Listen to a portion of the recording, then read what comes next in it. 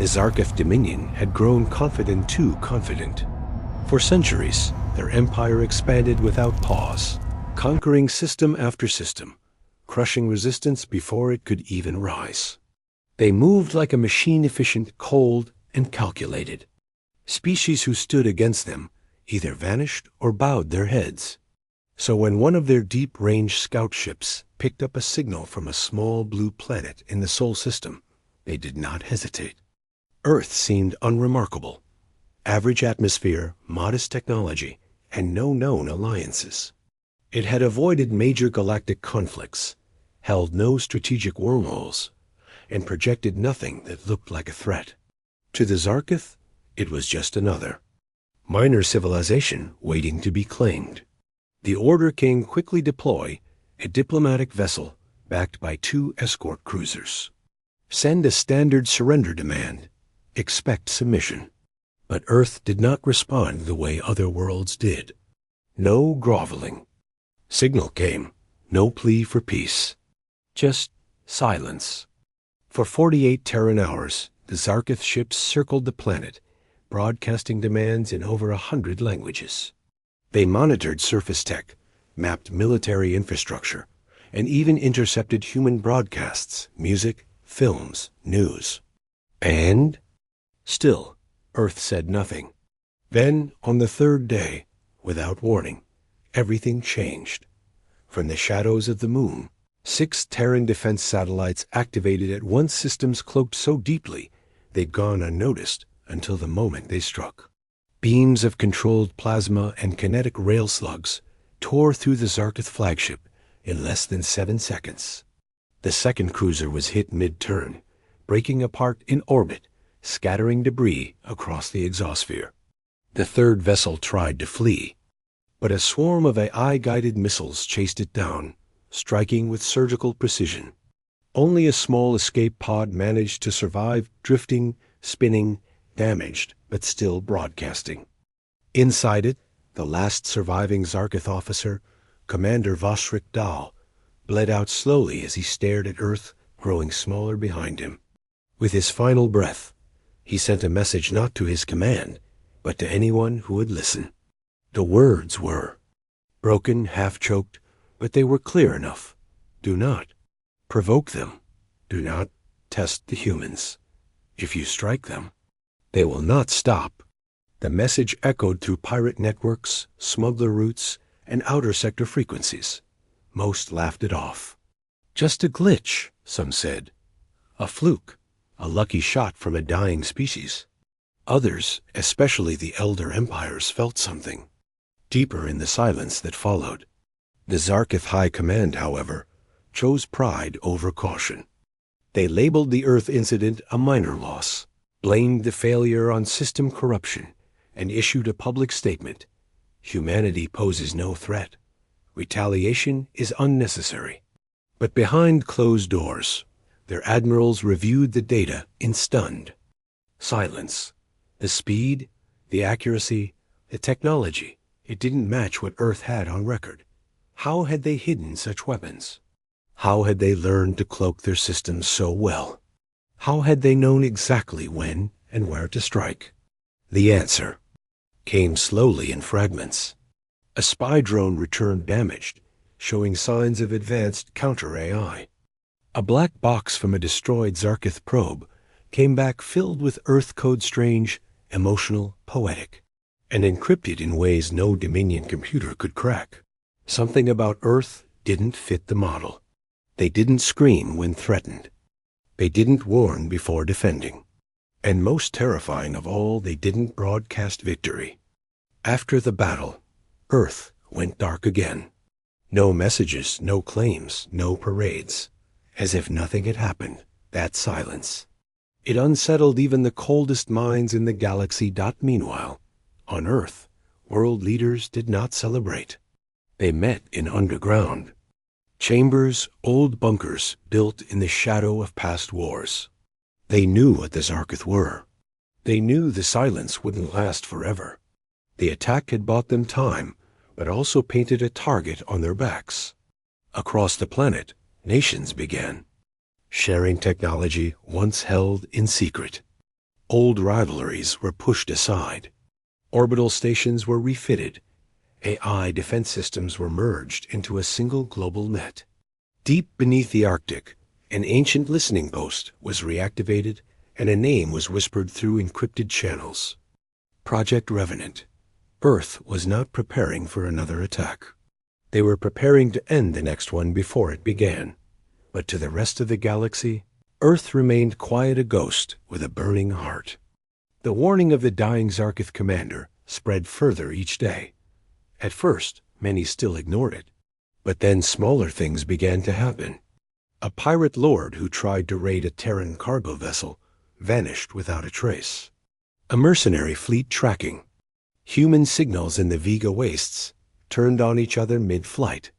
A black market trader who once sold stolen Terran tech was found locked in a stasis pod, drifting toward a neutron star with a single line carved into its side. "We see you." Slowly, the story shifted. Humanity was no longer a footnote.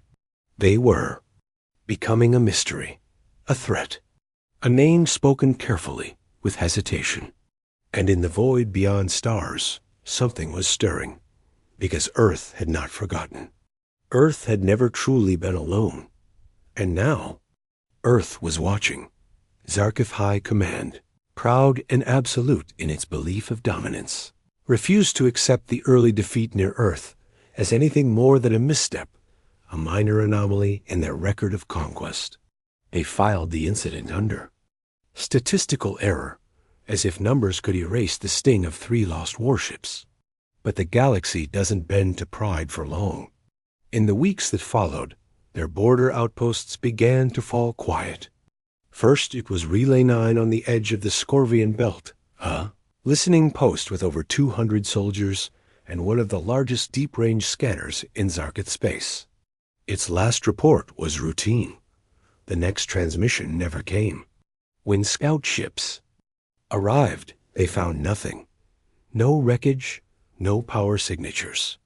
No signs of retreat. Just silence.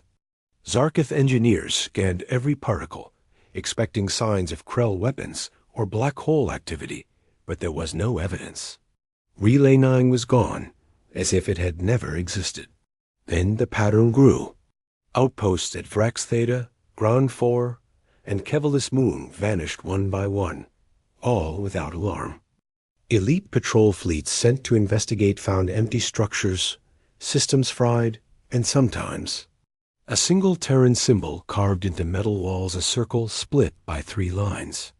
At first, the Command Council thought it was a bluff, a trick to spread fear. But then came the message, a Terran signal, type-beamed directly into Zarkith command frequencies, broke through their encrypted channels, an impossible feat. The voice was human, calm, and unmistakably deliberate. "You started this. We will finish it." A room fell quiet. For the first time in centuries, the Zarkith command felt something they could not name. Not fear, something deeper. Doubt. Their data analysts tried to trace the source of the message, but every attempt failed. The signal bounced through a dozen systems, redirecting through dormant satellites and decommissioned Zarkith tech they didn't even know humans had touched. How had they gotten access to this level of their infrastructure? The more they searched, the more questions appeared. Patrol ships reported strange energy readings near black holes, only to be disabled mid-transmission. Some captains claimed to see Terran vessels emerging from gravity wells, a maneuver previously believed to be impossible. On the moon of Telsar, a Zarkith survey team discovered a hidden cache of human tech beneath the ice-adaptive drones, camouflaged bunkers, and environmental suits that matched no known design. The message was becoming clearer.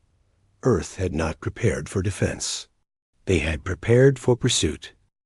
What terrified the Zarkith most was not the scale of the human attack, it was the precision. No planets were burned. No civilian populations targeted.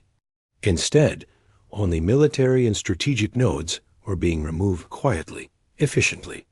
Some attacks were so subtle, Zarkith didn't even know they had lost control of certain systems until weeks later. Their logistics networks were slowly collapsing. Starport shipments disappeared mid-jump. Fuel depots malfunctioned. AI administrative. Hubs locked up without warning. In one particularly shocking event, the command AI of the Zarkith fleet, stationed near the Harken Drift, suddenly renamed itself Echo and began responding only to human encryption protocols. It then activated the ship's emergency self-destruct systems, wiping out 4 carriers. Their best engineers couldn't stop it in time. Somewhere, somehow, humans had embedded code into Zarkith systems that no one had ever noticed before.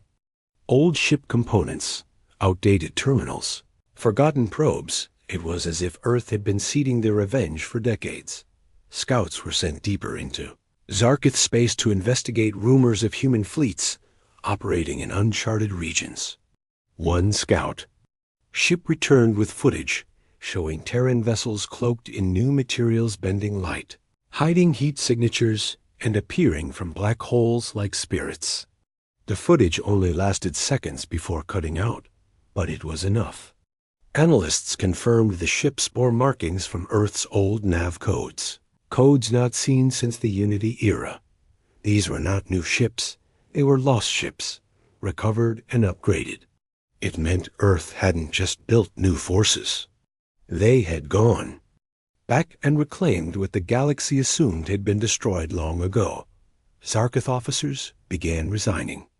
Commanders pulled fleets inward, hoping to shield the core worlds, but that only made things worse. Border territories, once protected by the might of Zarkith, now stood alone, and the local populations noticed. Minor species under Zarkith control began whispering of Terran sightings. Resistance cells formed overnight, armed with strange weapons and new hope. The idea of Earth returning, not as a broken world, but as a silent hunter, spread like a storm across the stars. The phrase "do not wake the humans" became common in neutral trade hubs. Some believed it was already too late.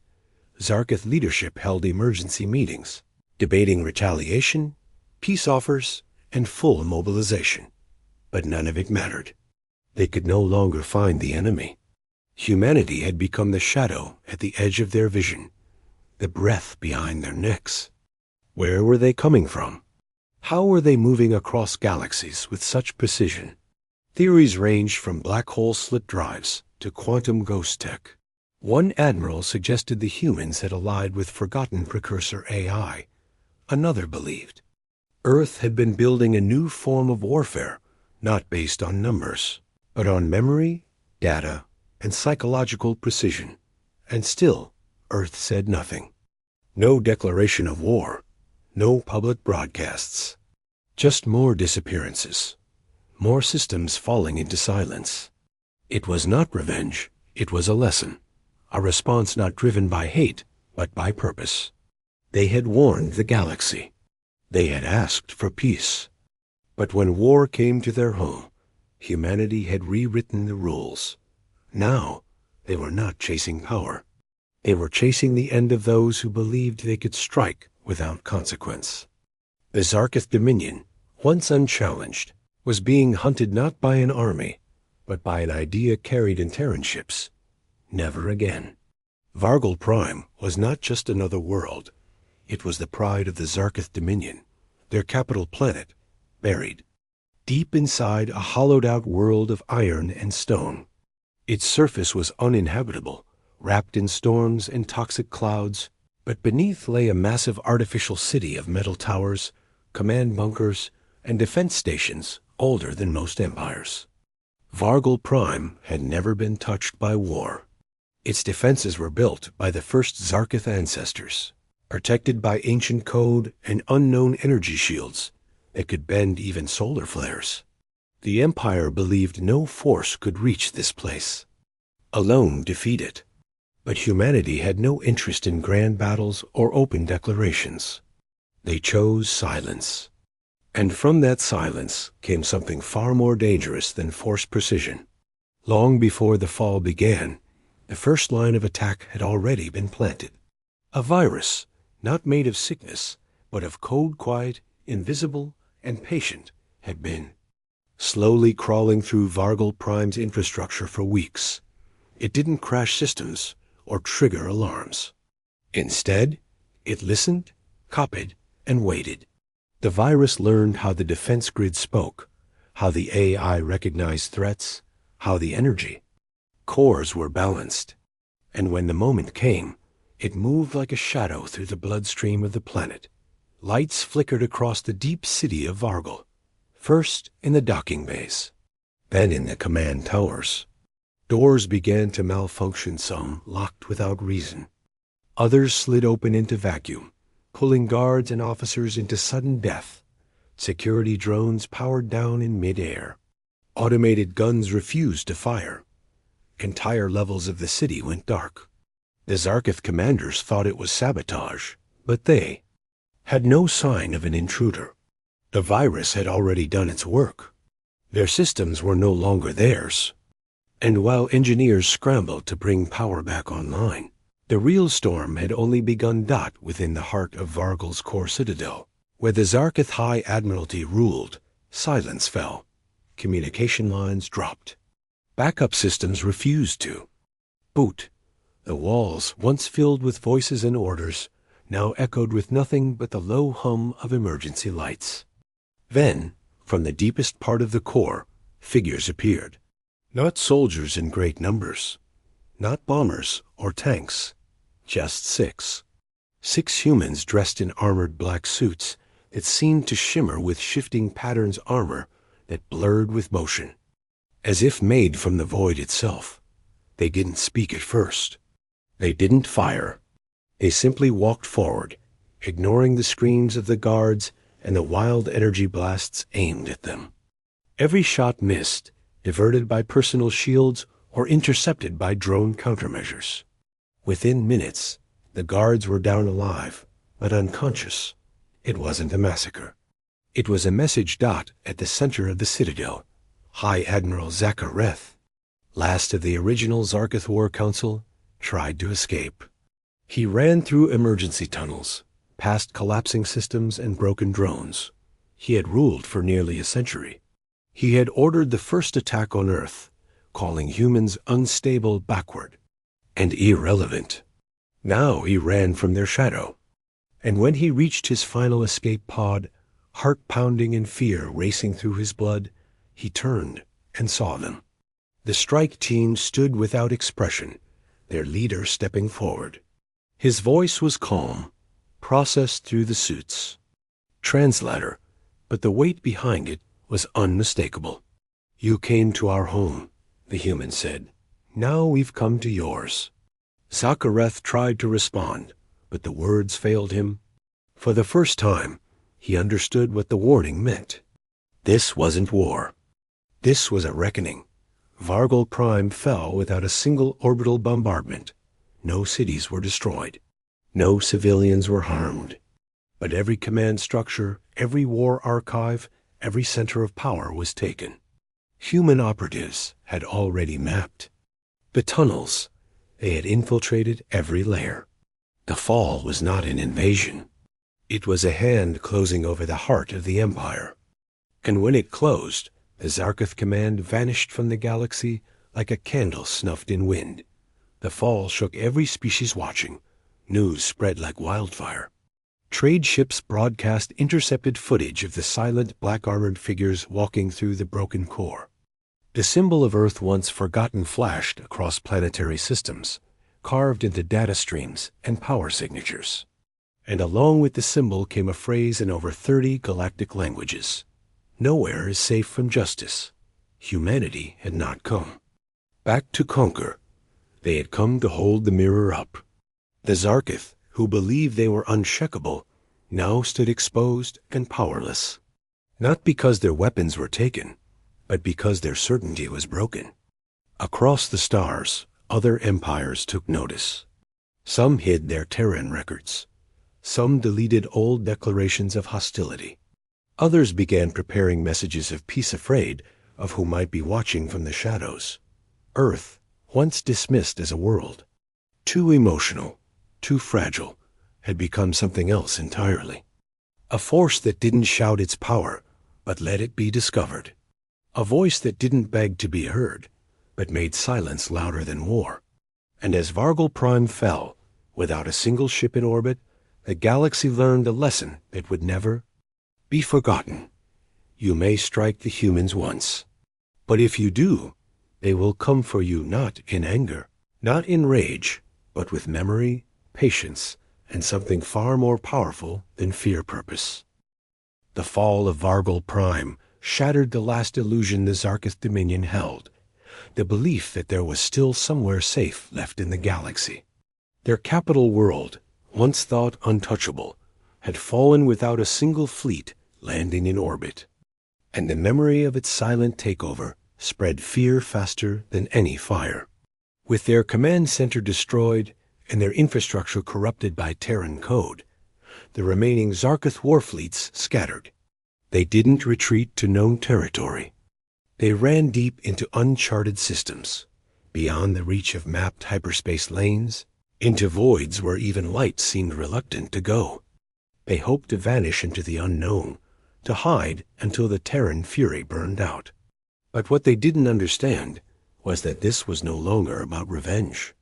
It wasn't anger that drove humanity. It was memory. It was the need to make sure what had happened once could never happen again. And so humanity followed, not with the thunder of massive fleets or the burning trails of conventional armies, but with something colder, quieter, and far more efficient. Cloaked drones followed the fleeing Zarkith ships, unseen and silent.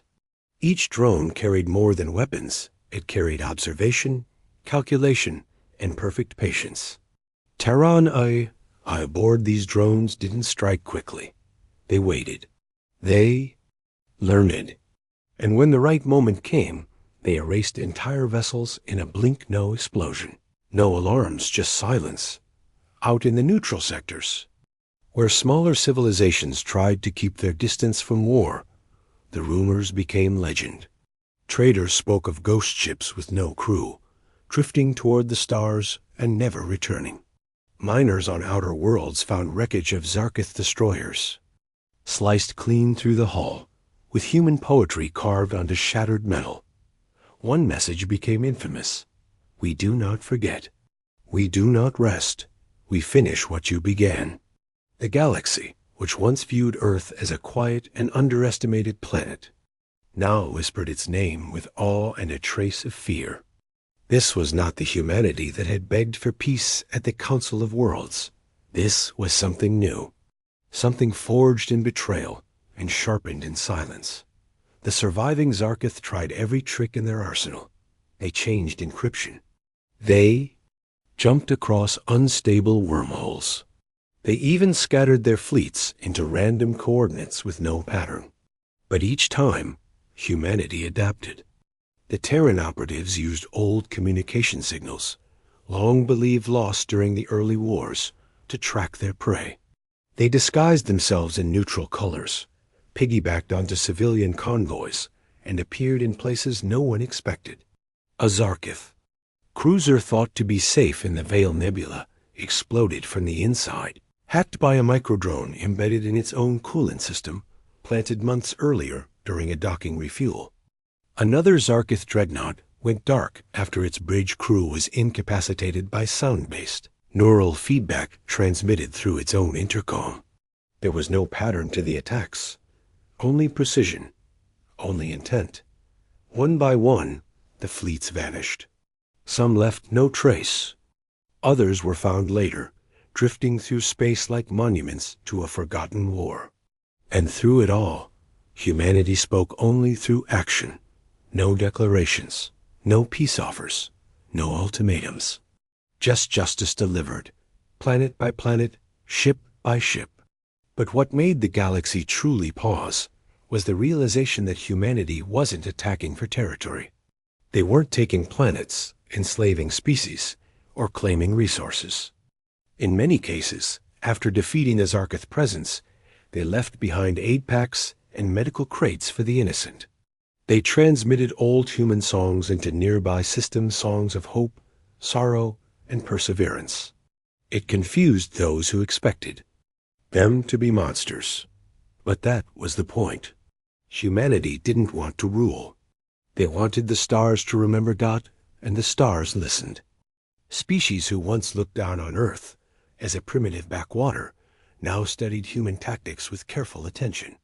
Leaders who had once mocked Terran philosophy began teaching it in their academies. Peace talks across disputed borders began using old Earth diplomatic models. Even rival empires, who had once quietly considered Earth expendable, reclassified them not as enemies, but as something more dangerous, a balancing force.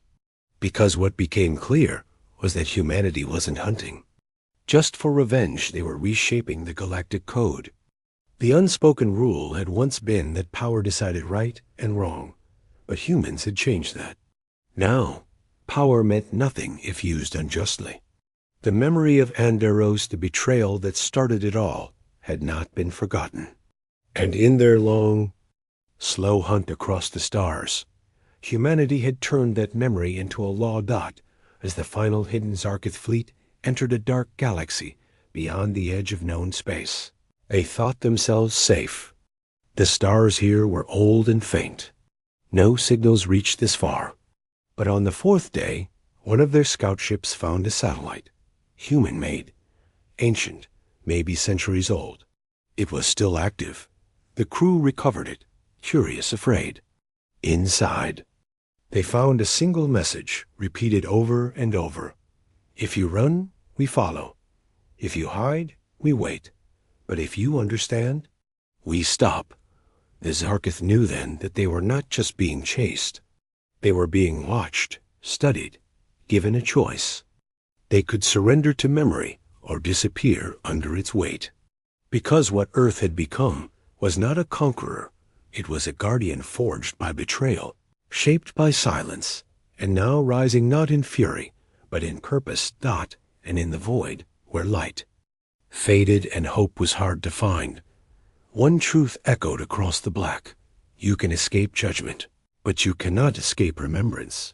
Many years had passed since the Zarkith dominion vanished from the stars, where once their fleets roamed and their rule brought fear. Now there was only silence, drifting wreckage, and empty systems covered in dust and forgotten signals. Most people moved on, building new trade routes and alliances, eager to leave behind the shadows of war. But the smart ones, the quiet ones, they knew better. They knew something had changed in the galaxy. Not just politically, but deeply, like the stars themselves remembered. In one such system, cold and cracked from ancient battles, a small alien scout vessel entered slowly. It was piloted by a species new to the galactic scene, the Jalen, explorers curious about old ruins and the histories that others had buried. They had heard rumors, stories of a fallen empire, and a warning no one could quite explain, so they came looking. The system was quiet, full of shattered metal and floating stations long dead. But in the middle of the field, one satellite still blinked with a faint blue light. Its power was weak, its frame rusted and scarred, but it still worked. The Jalen pilot brought it aboard and connected it to the ship's translator dot. At first, there was static. Then the satellite spoke. Its voice was calm, emotionless, and yet heavy with something deeper memory. It spoke in dozens of languages, cycling through each one until every known species could understand. To any who see this, it said, do not attack the humans. They will not forget. They will not forgive. They will find you, no matter where you run. The Jalen sat, frozen. It wasn't a threat, it was a truth. A message, not just to warn, but to remind.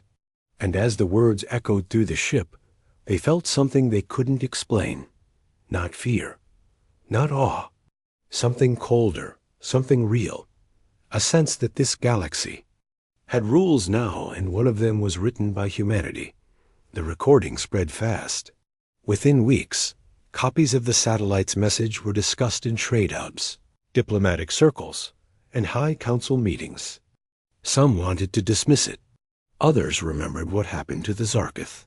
There had been no full-scale war, no great invasion, only silence followed by collapse. The humans never claimed territory. They never asked for reward. They just erased. A threat and vanished into deep space. Now, with this satellite message echoing across sectors, the message was louder than any weapon, and its meaning was clear: peace is not a gift. It is a choice, and those who break it must answer to the ones who remember. The Galactic Council, once dismissive of Earth, now treated its representatives with careful respect. Not fear, exactly, but recognition. Humanity was not like the old empires. They didn't seek control or domination. They didn't shout or threaten. But when they moved, the stars shifted. And every species knew Earth would not act unless given reason. But once it did, nothing could stop what came next. The humans called it justice. Others called it balance. But the word that stuck the most was one spoken by an old Velari diplomat. They are memory in motion. Back on Earth, things remained quiet. The planet was rebuilt, green and alive again, but its skies were watched carefully. No grand armies marched, no parades. Just silence, the kind that waits rather than forgets. Humanity did not celebrate what they had done. They carried it like a burden, like a lesson carved into bone. The Zarketh were gone, not because humans hated them, but because they refused to stop being a threat. And so Earth made sure they couldn't hurt anyone again. That was the line now. No species, no empire, no power had the right to break peace without consequence. And if they did, they would hear the footsteps in the dark, feel the quiet shift in their systems, and know they had been remembered. Somewhere beyond the mapped stars, Terran ships still moved. Not in large numbers, not in open space, but quietly. Hidden bases watched from asteroid fields. Drones listened from nebula clouds. No flags were flown. No names were shouted. Only the old symbol remained, carved into metal, quiet and sharp. A single eye, open wide, surrounded by stars. It was not a symbol of power. It was a promise, a message to the future. We see. We remember. We act dot and far from Earth, on a colony where children played among sand dunes and glowing plants. A young alien boy pointed up at the night sky. He asked his mother, "What are those ships that never land? The ones that blink and vanish?" She smiled quietly, brushing sand from his cheek.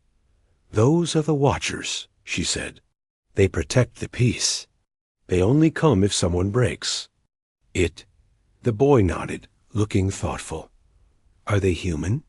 The mother looked up at the sky, where a single blinking light drifted slowly across the stars. "Yes," she whispered, "and they never stop watching."